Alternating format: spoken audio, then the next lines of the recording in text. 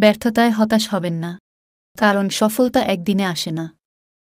প্রতিটি ব্যর্থতা হল সফলতার একটি ধাপ। লোকে যা প্রকাশ করে, অনেক ক্ষেত্রে সেটা তার আসল চরিত্র নয়।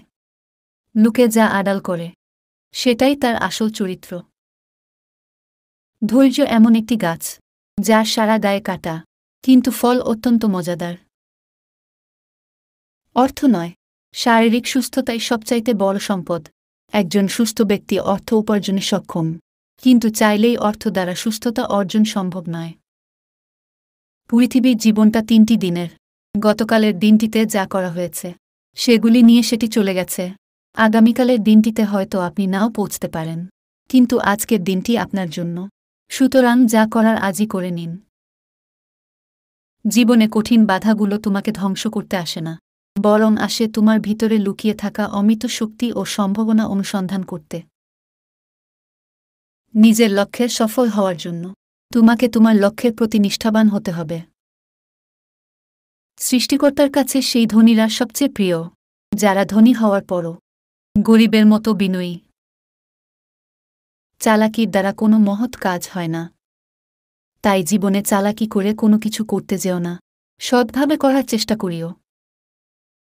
পাপ যত ছুটোই হোক না কেন তা কখনো করবে না, আর পুণ্য যত ছুটোই হোক না কেন তা করার সুযোগ পেলে কখনো ছাড়বে না। যে নিজে সতর্কতা অবলম্বন করে না, দেহরক্ষী তাকে বাঁচাতে পারে না। যা পারো নিজে করে যাও, কারো উপর আশা বা ভরসা কোনোটাই করো না। কেউ যদি পাথর ছুঁড়ে মারে, তবে তুমি পাথর ছুঁড়ে মেরো না, কারণ সবগুলো জমিয়ে সাম্রাজ্য তৈরি করে। যদি সত্যই মন থেকে কিছু করতে চাও, তাহলে পথ পাবে, আর যদি না চাও, তাহলে অজুহাত পাবে। পাশে দাঁড়িয়ে ভরসা দেওয়ার লোক নেই, সামনে দাঁড়িয়ে পথ দেখানোর লোক নেই, কিন্তু পেছনে দাঁড়িয়ে সমালোচনা করার অনেক লোক আছে। আমি বিশ্বাস করি যে কেউ কিছু পাওয়ার উপযুক্ত হলে জগতের কোনো শক্তিই তাকে বঞ্চিত করতে পারে না। লোকে তোমার প্রশংসা করলে খুশি হইও না, লোকে তোমার নিন্দা করলেও দুঃখও পেও না, কারণ লোকের কথায় কয়লা কখনো শোনা হয় না। আপনি যদি আপনার মূল্য সঠিকভাবে বুঝতেন, তাহলে কখনই ইচ্ছাকৃতভাবে পাপকর্মে লিপ্ত হতেন না। কখনো হিংসা করো না তাকে, যে তোমাকে দেখে হিংসা করে। সে হিংসা করে, কারণ সে জানে তুমি তার থেকে অধিকাংশে শ্রেষ্ঠ।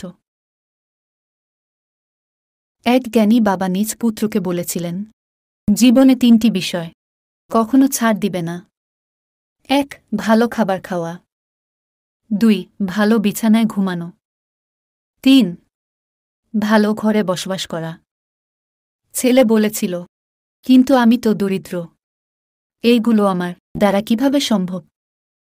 জ্ঞানী বাবা বলেছিলেন, যখন প্রচণ্ড খিদে পাবে, তখন খাবে, তাহলে যা খাবে তাই হবে সবচেয়ে ভালো খাবার। যখন কাজ করতে করতে ক্লান্ত হয়ে যাবে, তখন ঘুমাবে, যেখানেই ঘুমাবে সেটাই হবে ভালো বিছানা।